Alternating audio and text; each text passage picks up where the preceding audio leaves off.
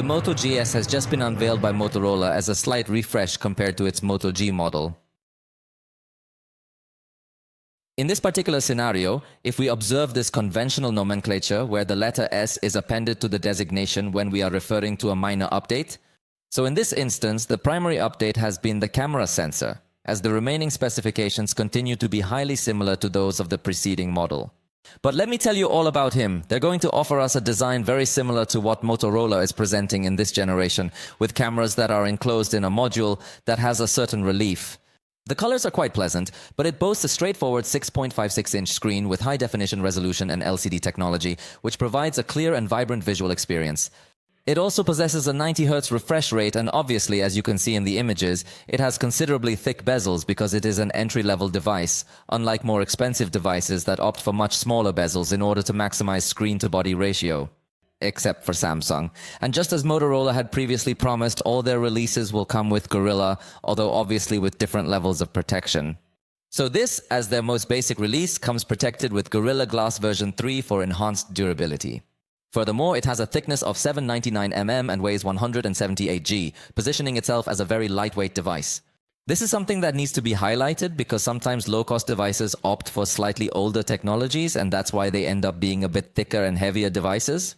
The front camera is 5 megapixels and comes with a circular cutout, unlike other basic models that still come with a notch.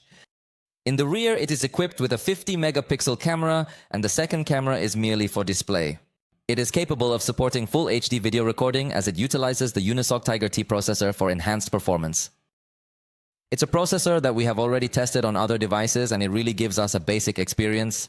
Keep in mind that Unisoc has multiple processor models. The ones in the 600 series are the most basic. The ones in the 700 series begin to offer a fairly intriguing performance, and I have not had the opportunity to test the ones in the 800 series, but based on what I have read, they are extremely powerful. However, Unisoc is still a manufacturer that has not yet gained much respect from the most demanding users in the field of technology. It comes with 4 GB of RAM and 64 GB of storage with support for microSD. Plus, you can expand the virtual RAM up to 8 GB, and it comes with Android 14 and Motorola's teeny tiny customization layer. Additionally, it supports ultra-fast charging of 10W. I haven't utilized this term in a while. It supports G networks and also comes with support for Bluetooth 5.0. And in some regions, it does have the NFC chip, but in others, it doesn't. And unlike many other Motorola devices, this one only comes with mono sound. Almost all Motorola devices have stereo sound, but this one, being the most basic model in its series, doesn't have it. Fortunately, it does come with a headphone jack and is available in 4 different colors: black, green, blue, and orange options. For the moment, it is already on sale on Amazon Germany with a launch price of 119 euros.